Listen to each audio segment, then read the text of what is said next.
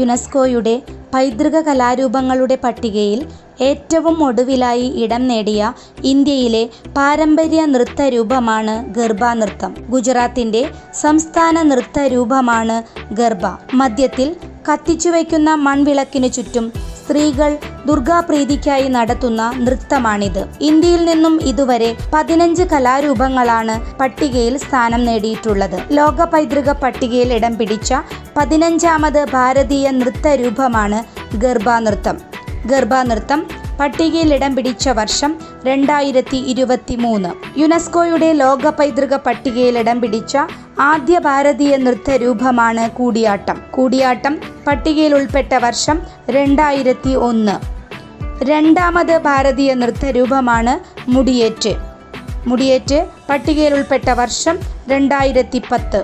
കൂടിയാട്ടവും മുടിയേറ്റും കേരളത്തിൻ്റെ പ്രധാന